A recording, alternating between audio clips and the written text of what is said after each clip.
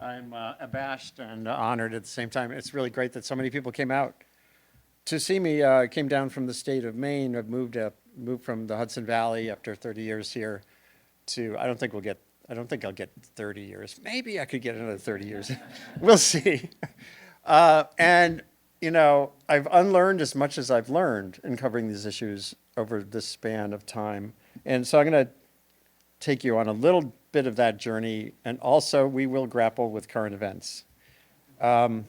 My big personal climate change has been away from telling stories, which has been my stock and trade for so long, toward facilitating better conversations. And I'll explain why I think that's important. I did bring some artifacts, you'll see in a second, the old kind of storytelling. I've moved away from thinking about goals. Right now, the climate talks are on in, where are they this year? Baku in Azerbaijan, in a petro state, which is what we're in now to a certain extent. And it's all about numbers, how many $1 trillion rich countries are going to give to poor countries, et cetera. But what we need to think about, I think, more and more is just general trajectories. Are we on the right path, or a path that's diverting away from a world with abundant clean energy that's equitably available and that isn't overheating the climate? Are we on that trajectory or not? And letting go of the idea that we have a specific numerical goal, and if we miss it, we're screwed. The 1.5 number is not useful.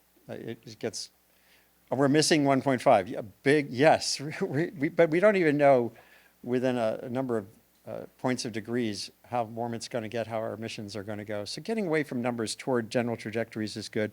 And getting away from climate change itself. Climate change, global warming, this is my 1988 article, is CO2 emissions accumulating in the atmosphere, changing climate.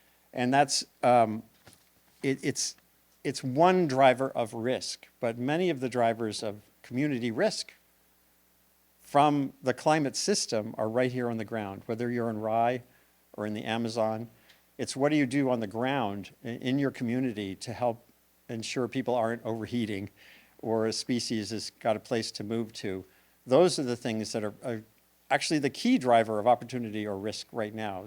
Climate change is there, it has to be addressed, but it's not, if it's in the foreground, you're missing something. By the way, if you have a cell phone and you like QR codes and stuff, there are several QR codes in here that will lead you to pieces that are relevant to what I'm talking about.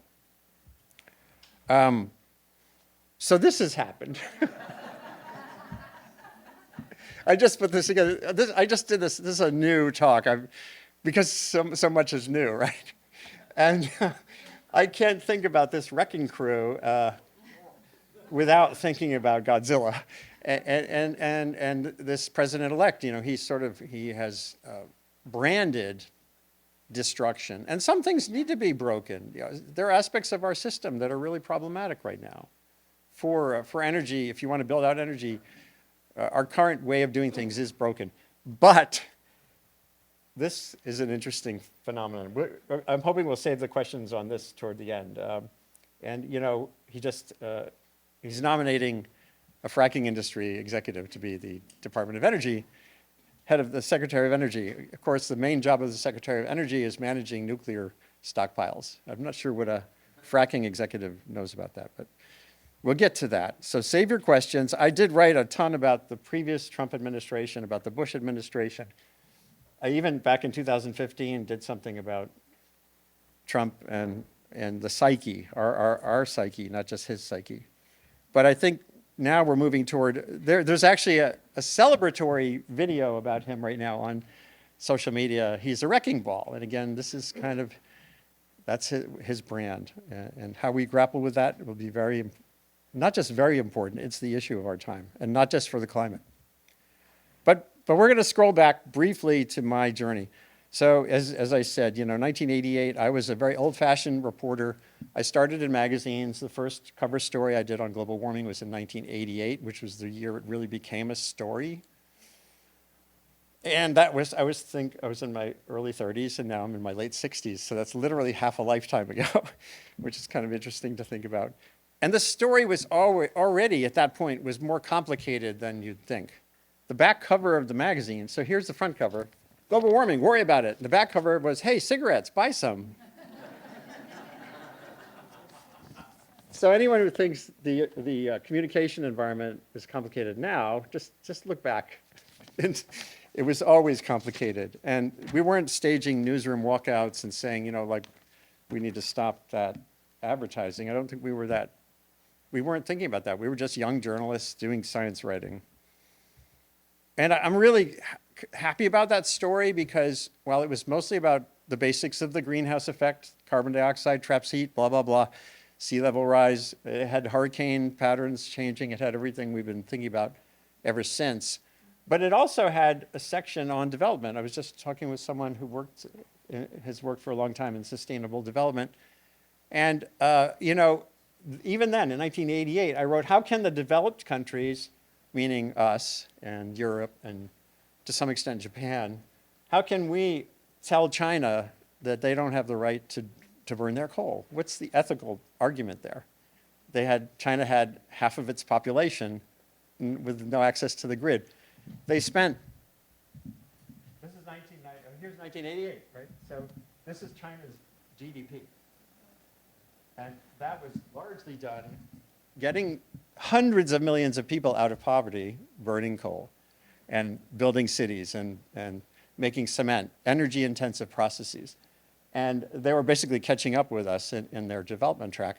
And now they have more emissions of greenhouse gases than we do. But do we say shame on them for that or not? It's complicated.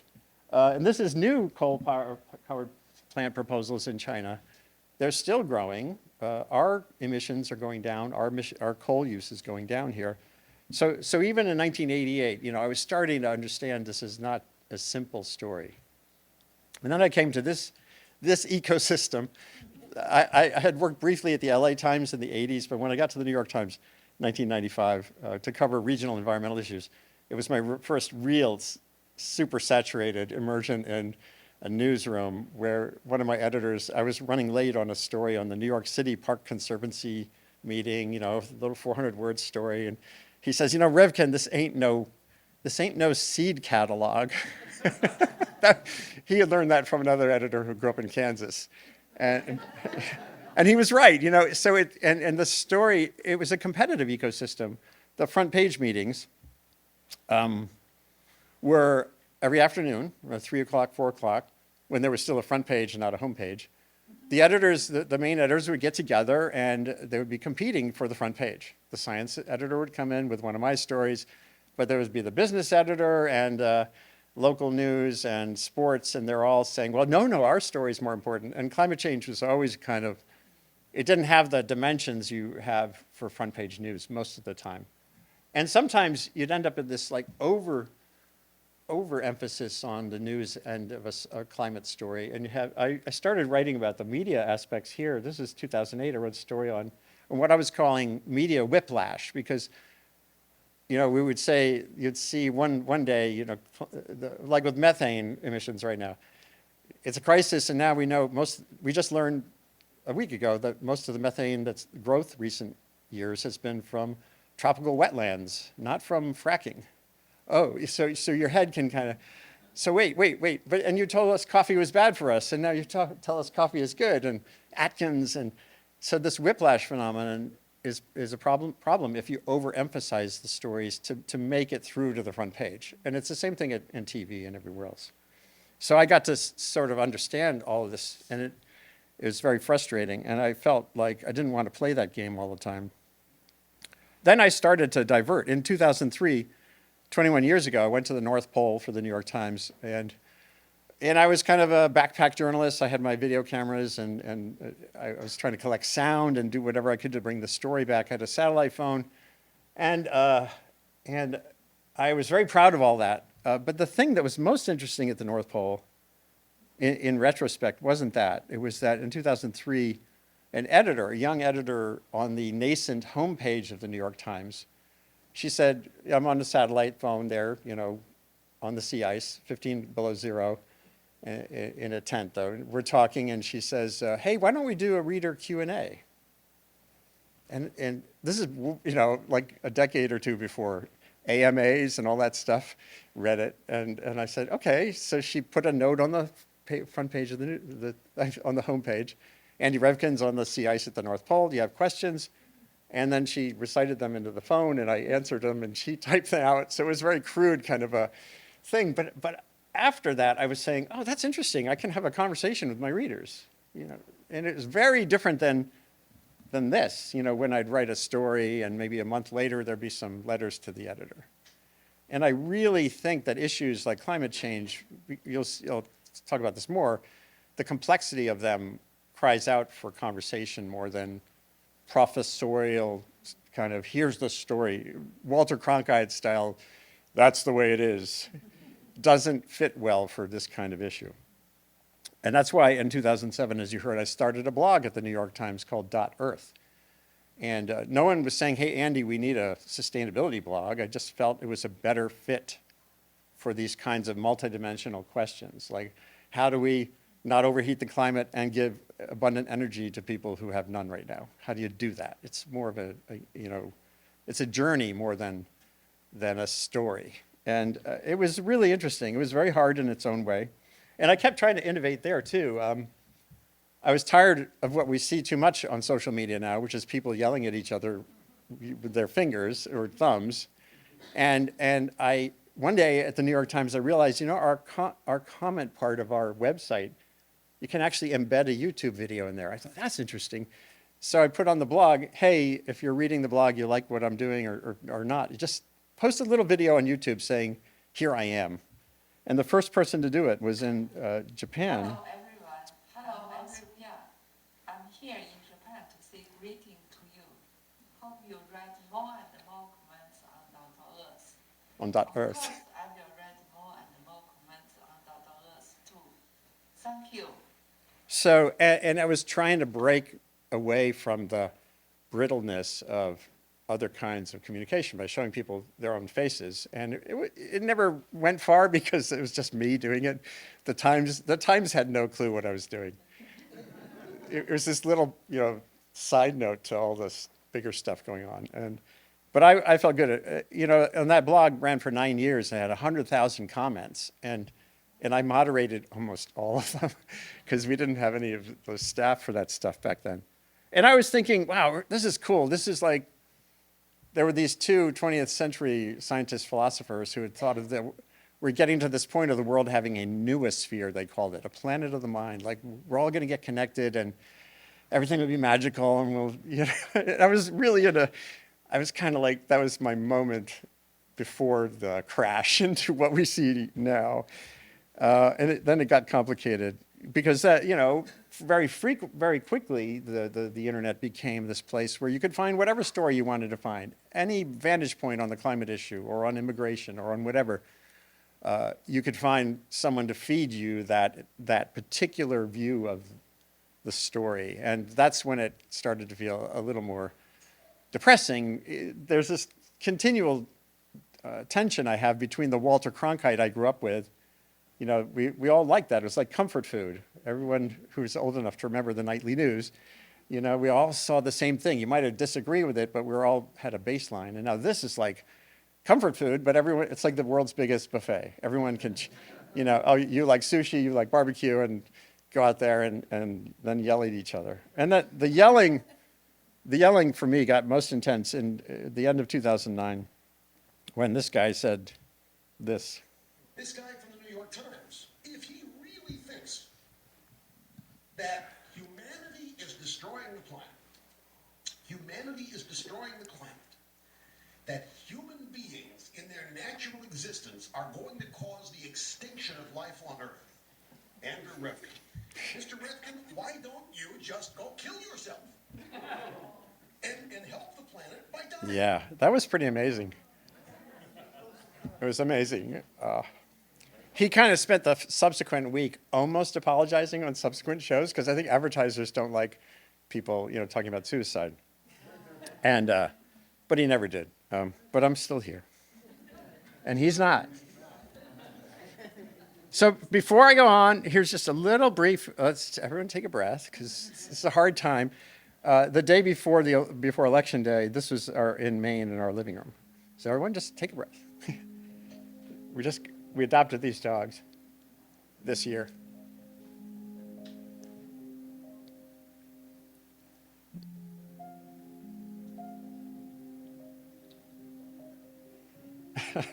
There was just a collie walking around here.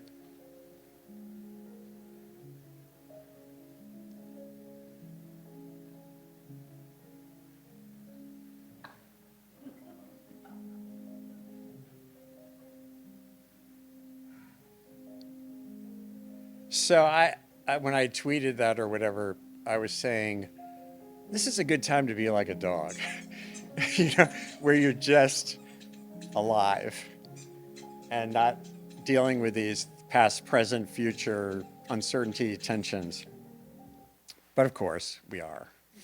So the human species has other dimensions of our awareness of the world that make it real. Yeah, we can live like a dog. We can all just sort of, live our life and tune out all the stuff that's going on, but that has consequences too. So there's the newsroom climate, there's the physical climate, and the social climate is the place where the biggest problems are and also where the solutions lie for me. And my reporting for that from like 1988 through 2006, literally, I remember the story that changed things for me, was all about the biogeophysical climate and technical things like emissions, treaties, and blah, blah, blah. And that the first time I interviewed a social scientist, I'm pretty sure it was in 2006, on a story I did for the Times on why is everybody yelling at each other. This was after Al Gore's movie came out, and Senator Inhofe, who later threw snowballs on the floor of the Senate, that stuff was just getting into overdrive. And by 2009, 2010, I'd learned about Dan Kahane's science. He's a psychologist at the Yale Law School, and he was doing empirical work, experimental work, where he found that what people believe about global warming doesn't reflect what they know. It expresses who they are. It's a cultural identity thing. And as you know, there's so much identity politics now. This is old news. This is your gun rights status, sense, what do you want to do with healthcare, immigration. Lots of those things they're more about your culture and your background than they are about literacy on the data. But this study really knocked my socks off, because he found that in one study, he found that people who are most literate about what's a greenhouse gas or those issues are at both ends of the spectrum of belief on climate. The people who are most dismissive and most alarmed had the highest basic literacy in climate science. And here I am as a journalist. There's actually a Pulitzer Prize for explanatory journalism.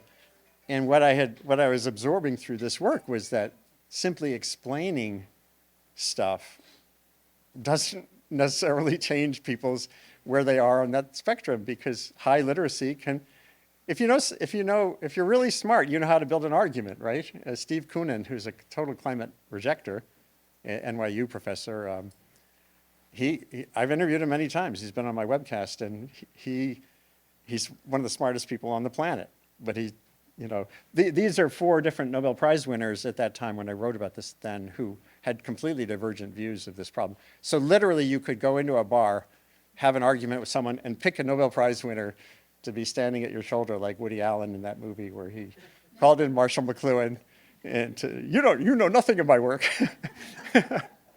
But you could, so that's kind of depressing as a journalist for sure. It meant that just the facts, Jack, doesn't actually do anything, or not much. Now, but this same work shows unbelievable opportunity. It just means that the crisis in your own head may not be the thing you start to talk about first when you're thinking about global warming. John Sutter, who's a good friend of mine, a filmmaker, he used to be at CNN. In 2015, he went around the world doing a series of reports on people and attitudes about global warming before the Paris Agreement talks, which were that December of that year. And he went to Woodward County, Oklahoma, in the oil patch, which some studies had shown was the most skeptical county in America on global warming. And he's from Oklahoma originally, so he was really interested to go there anyway. And so he went there and he just did these interviews. This is like less than a minute, but it's so illuminating. I'm not a real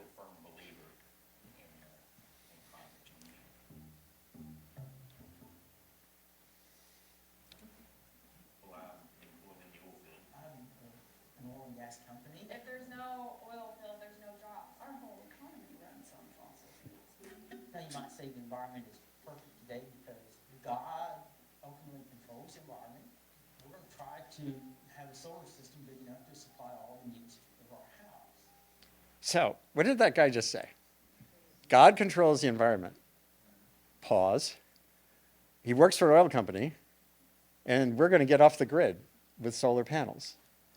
And John went to his house. There's a long piece that John, if you search for John Sutter, Woodward, Oklahoma, you'll find this long article he wrote. That guy is a creationist. He funded the local dinosaur park. There's like a kiddie park that's dinosaurs and people playing with each other. And but he's getting off the grid, and he's getting off the grid had nothing to do with global warming, had to do with being a good old-fashioned independent, limited government American.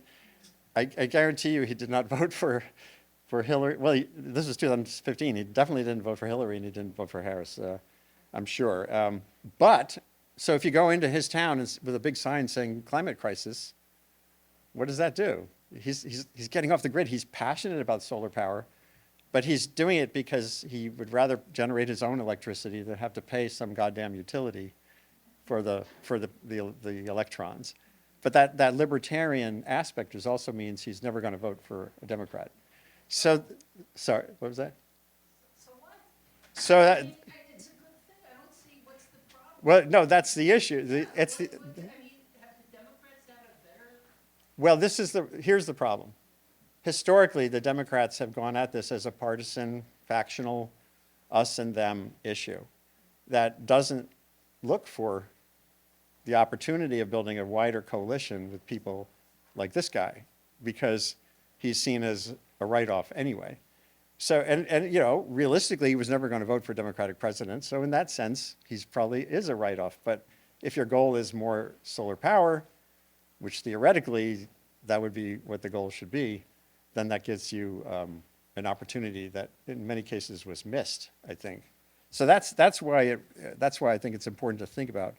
And even within people who are eager for climate solutions, these are two friends of mine, Jim Hansen, the scientist who first put global warming on the landscape, and he was in that article, 1988, and Bill McKibben, who's famous New Yorker writer, 350.org founder, Third Act founder, and they have completely divergent views on what to do about global warming, even though they've actually chained themselves to the same White House fence.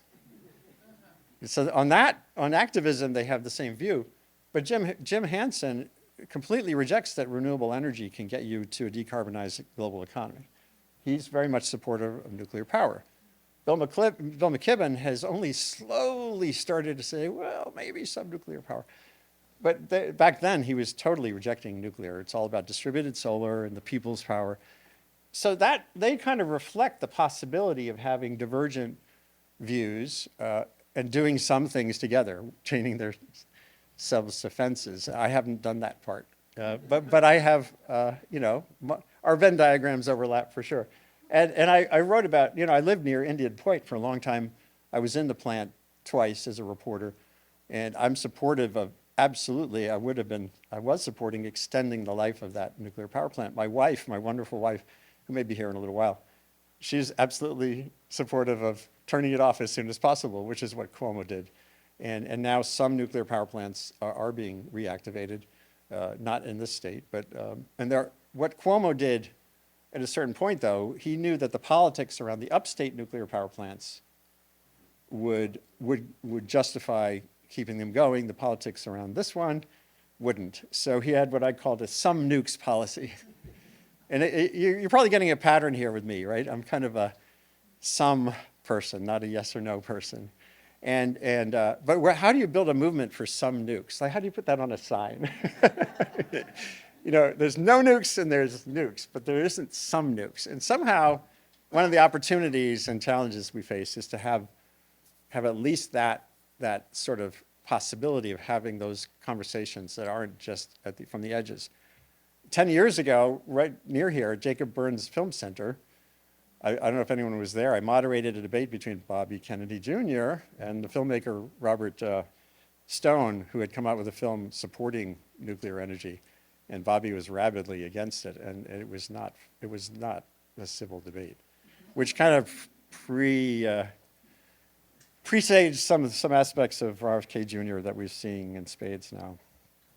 And we'll have plenty of time for questions. So this is this concept that I've come across that I originally learned about in ecosystem science, where they found that ecosystems that are resilient to environmental stress, the most resilient ones tend to have, it's not the diversity of species in the ecosystem so much as the diversity of responses to stress. So if everyone in the room here, you know, if it's getting too hot and you all said, we need better air conditioning, or as opposed to some said, we should open the windows, or if you have a diversity of responses to a complex challenge, that tends to be more adaptive, more of a source of resilience than if we were all, like Greta Thunberg has done great things by, the Swedish activist, by stimulating a lot of discussion and challenging the status quo. Bill Gates is like the antithesis of her in terms of his approach to global warming. If we were all Greta, or if we were all Bill Gates, my strong sense is we would be screwed. We can't all be those things. But how do you tolerate or even embrace a need to have that level of diversity as we approach a big question like maintaining a livable climate and adequate energy? And even Bill, I interviewed him for the New York Times. There's a long video interview we did in 2016. And I brought up this guy, Harish Hande, who's an energy innovator at the level of little villages in India. Like he'll go to a village and say, he doesn't start with how do we get your electricity? He starts with what do you need? What's your energy needs? And then he'll use a solar-powered grain mill or the like to help those communities just get a little less poor and have a little more time to their lives to do the quality things we do in our lives. But Bill kind of just sort of didn't, he's all about mass energy, you know, big nuclear power plants, new ones.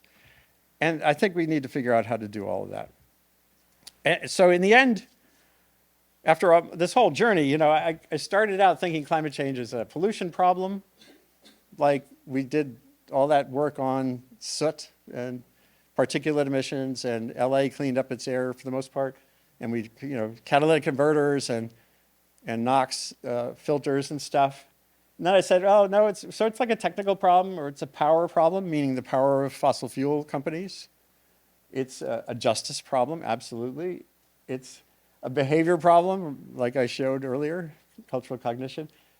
Perception, it's a condition to manage, not a problem. It's not even a problem. It's a condition, a phenomenon.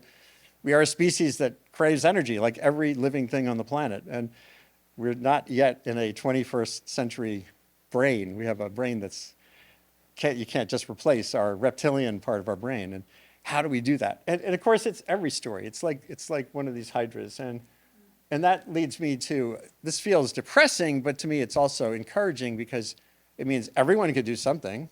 If you're an artist or engineer, entrepreneur, activist, that everyone has some role to play at the local scale and at the global scale.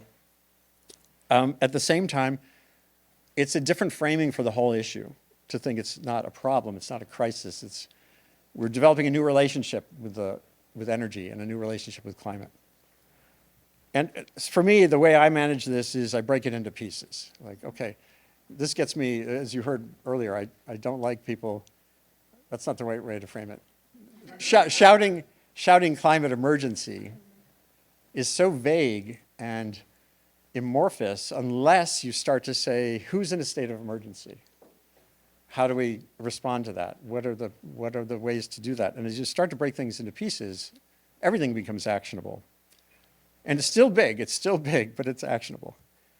You know, I don't know anyone, I've never met anyone who would rather live in a house that would flood when there's a heavy rain than a house that was built not to flood.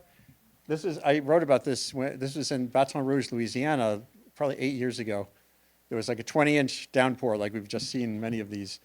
And all these houses were wrecked. Many of those communities after this started relaxing their zoning, not tightening it. And one mayor was quoted as saying, we'll be a ghost town otherwise. You know, oh my God. But still, this house was built in the 1880s in the same general vicinity. So this is not that much harder to do than that. And it would save you money in the long run. So what can we do with zoning, with building codes, whether it's wildfire, coastal resilience, inland flooding? There's lots of discussions you can have with people across the political spectrum because no one really wants to go through that if they can avoid it. And the same thing with energy. Yeah, and this is just one slide I have to show.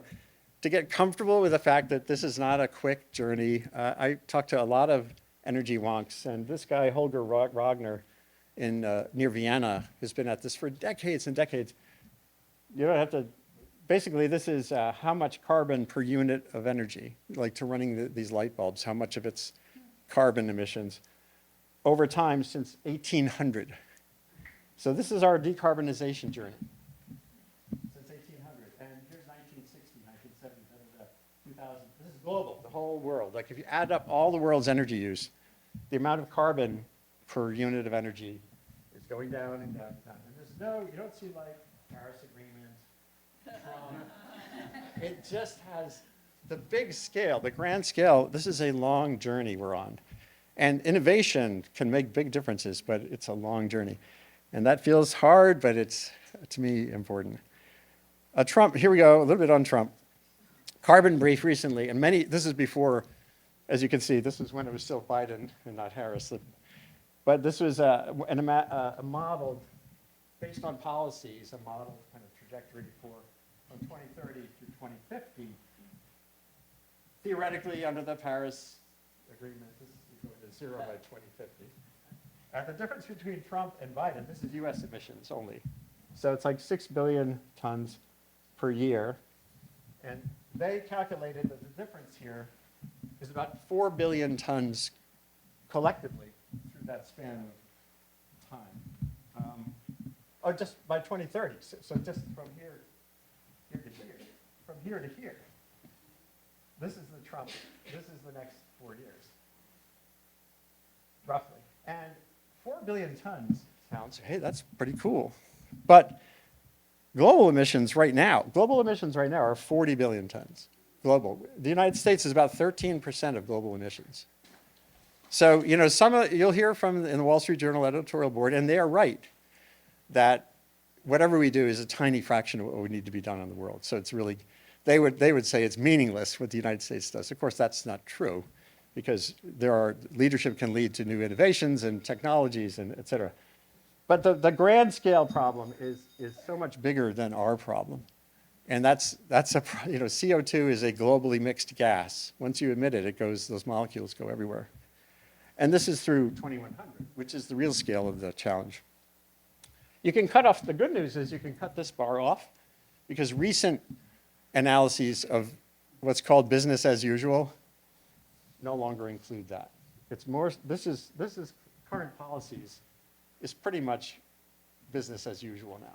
So that's the great news. We're not going to 4 degrees centigrade by 2100. It's not happening. And the United States is right we're talking 2020, 2030, right here. This is like where we are right now. And what you want to do is build the capacity to go lower. Setting aside all the numbers, what can we do to make the world's trajectories lower? Innovation, bringing advanced energy to places that have none. Those are really important problems, and they're not going to be resolved very well given what at least the Trump administration has kind of projected so far. A little bit of good news before we get to Q&A. And many of you probably already know this. In the United States, our trajectories on energy are already detached from presidential policy. Presidents, as I said earlier, they can make little differences, but mostly we're on a track. I wrote this in 2015, no red and blue divide when it comes to renewable energy innovation and CO2. That was studies of people's attitudes, like that guy in Oklahoma. So setting aside what you hear on CNN or MSNBC or Fox, everyone thinks this is reasonable. And state wind and solar leaders, this is new. Texas, red state. Today announced that they wanted to join back the grid, the national grid, I think they said today. To join into the grid? The grid to be reactivated. Well, they should. Yeah, just like with what I said earlier about resilience, having a true national grid would be a good thing, because if Texas has more than enough renewable energy, then they can sell it out to the rest of us. And, but it's way ahead of California. California, Excuse me for one moment, it's hard over here. Yeah, I to know. read your chart. I'm just making the general points. Yeah, I'm just trying to figure out what your chart is, just because I can't really read what it says. I know. Texas is the dominant source. The biggest growth in renewable power, solar and wind, is in Texas, which is a hardcore Republican state. Iowa has pretty much ended using coal in the last 10, 15 years, and they've moved to wind. And Iowa is as we heard in the election, maybe they're getting a little more blue. But the key point, the main point, is that there's a nonpartisan enthusiasm for integrating renewable energy into our electricity grids. In Maine, where I live now, even before the Biden's bills came in, the Maine government has been stimulating the use of heat pumps. This is one of our heat pumps that we installed a couple of years ago. So those are independent of federal policy. They're helped for sure by federal policy, like the Inflation Reduction Act and the infrastructure bill. But and here's another reality. We think a lot about the emissions side, CO2 going to the atmosphere, but we don't think about the opportunities in cutting vulnerability. Whether your community floods, how many of you have been stuck on the Sawmill Parkway? Any parkway that's named after a river is going to flood. And we're surrounded by that. And those are mostly, at least state, local decisions can make a huge difference. And even at the global scale, I think a lot about Bangladesh, early part of the 20th century, when a cyclone hit Bangladesh, hundreds of thousands of people died. There was the concert from Bangladesh George Harrison did back in 1970-ish. That was because of an epic disaster. 500,000 people died. And now those death rates are down almost to nil, because Bangladesh there's radio, there's warning systems, there's radar, and there's a way to get that information to communities, and communities have these simple structures like a place to go when it's flooding. And it goes beyond that. One of the most exciting stories I've heard about adaptation at the community scale is about there was a program to do small loans to farmers in Bangladesh to switch from chickens to ducks. And it's more profitable, they get a higher profit margin. And of course, what happens to a duck in a flood? They float. What happens to a chicken? They drown. So that's just a tiny example of how we can, if they can do it in Bangladesh, we can do it too. And there's a community of geographers who talk about this using what they call the expanding bullseye. They you can have a community map of your vulnerability to flooding, fire, et cetera. And what they're showing, this is more of a generalized one. So here's a river, like the Sawmill. Here's a community in 1950. Here's that same community in 2010. Lots more people, lots more stuff. Climate is changing a little. So you'll see the flood patterns will change. That will widen a little bit. But what's the biggest source of danger? More people and more stuff. And that's happening way faster than climate is changing. So search for this word, expanding bullseye. I've written about this a lot since 2017. And what we can do is reverse that through smarter planning, zoning, and the like. It's so obvious. And so a climate-centric view misses that. If we're just thinking about global warming, you're not thinking about local growth, then you're missing some important things. I don't want to go on too long. Asheville is a prime example of this. They had an epic, horrible flood in 1916. They had an epic, horrible flood in 1791. Same rivers, same places, and they had one just now. And a lot of people on social media were going, oh my God, this is unthinkable, this is unprecedented, this is something new. No, what's new is that there are a lot more people living in that part of Western North Carolina. And that's not about global warming. So give me 1 second. Well, yeah, one quick question. Yeah, I saw some analysis that said the Tennessee Valley Authority had, whenever it was, 100 years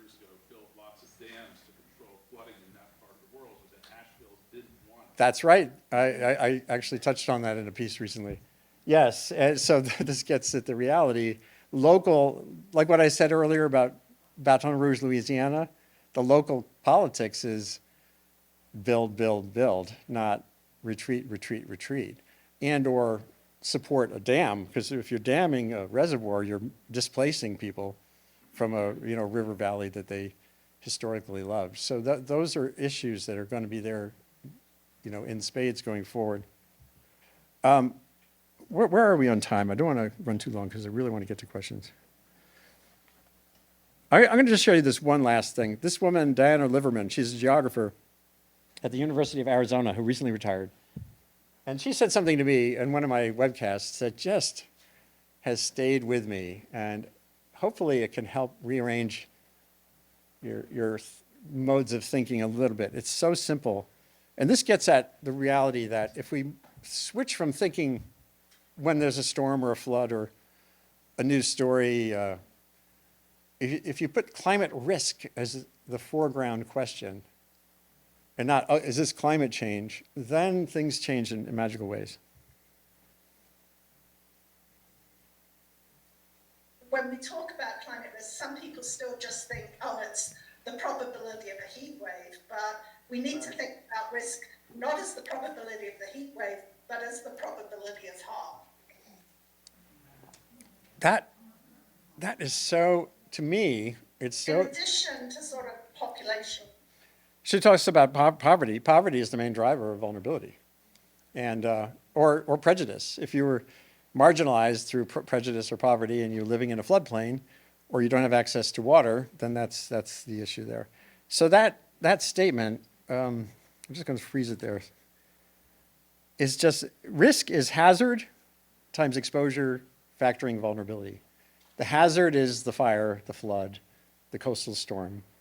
But the exposure is how many people, how many homes, and the vulnerability is it a mobile home in a tornado zone? I've written many stories about what happens there, and it's not a pretty picture. And so poverty alleviation is a climate strategy when you think about it. And here, you can take a picture again if you want to. Or, I'll make sure this is available in some way or other for anyone who wants to. I did a whole climate risk reporting tutorial for journalists on this, and it's hopefully changing the way some people report. And then the justice angle is always there. Sorry? Yeah, oh yeah.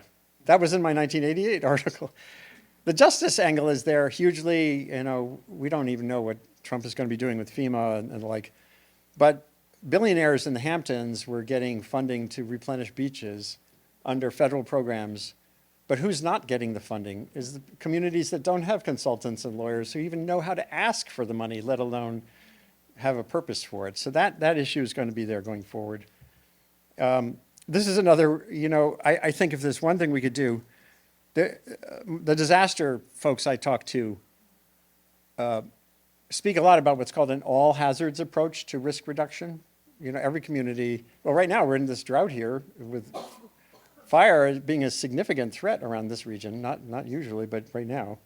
So when you look around the landscape, whether it's heat or cold or flooding or fire, what can we all do and what can agencies do to better inform us of the aggregate risk from those different things? And what you often find is that there's solutions to one problem that are also solutions to another. I did a piece on a Michigan study that showed, we're all thinking about heat, and in the summers, the Biden administration really pushed the heat thing. They had the new website, heat.gov, and I wrote critically, I said, yeah, but where's cold.gov? If you're gonna, and there was a paper out of Michigan that showed that the things you would want to do in a community to reduce risk from heat exposure and vulnerability are basically the same things you would do for cold. And cold still kills more people than heat and around the world and in the United States. And so a poor family with a poorly insulated home, any budget they have for electricity or whatever is going out the windows, and they're vulnerable to both. And so that gives you a way to act. And that's my mantra of, getting away from generalities and getting into specific opportunities. And and finally, just stepping back to the grand scale, I love the Mannahatta project that Wildlife Conservation Society, Eric Sanderson wrote that beautiful book, and they did this museum exhibit a long time ago showing, this was Manhattan the day before Henry Hudson went, oh, this is an interesting place. And this is Manhattan now, but we're not asking enough going forward in time. What's the Manhattan or the Rye or the Lemoyne, Maine, where I live? What do we envision in our community with that future in mind? And that's it's an important and underappreciated part of the task ahead. Because remember, climate change is a long time scale thing. Everyone, the media and activists try to make it a here and now thing, and it's kind of both, but I think this is the way to go forward. And I'm just going to fast forward. By the way, just in terms of like the information pollution out there, the one thing that's needed more than anything is audience literacy. It's no longer a given that anything you look at, whether it's from a Greenpeace or some obstructionist, it needs to be tested. And the systems we are looking at, whether it's blue sky less than Twitter, Facebook for sure, the algorithms are designed to activate you both in positive and negative ways and to lead you down rabbit holes that are not productive. At the University of Rhode Island, there's a woman named Renee Hobbs who has this Mind Over Media book and online curriculum that's all about propaganda. It's propaganda literacy. So knowing when you're being sold something is a really good thing. And calling bullshit is the University of Washington open curriculum on data literacy. And I just love that stuff. I've done what I can on my Sustain What thing, but these are really valuable tools that can be integrated into curricula, at pretty much any level. They're really wonderful. Except maybe the bullshit shouldn't be in elementary school. So finally, the reason I get away from terms like climate emergency or sustainability are break it into pieces, get beneath the surface of these emblematic statements that really don't have a lot of meaning. Sustain what, for whom, how, and then you're talking. Get nuclear power. Well, do you mean ending current nuclear power, or do you mean future designs? Making sure we're not getting into simplistic bipolar arguments, binary arguments. And I'm going to skip him. And the question mark, the journalists, good journalists that's our tool. We ask questions, and if you ask them correctly, you can get deep into things. If you're just listening for what you want to hear, that's a form of journalism that's out there too much, and that's problematic. So that's my story, and let's talk some more.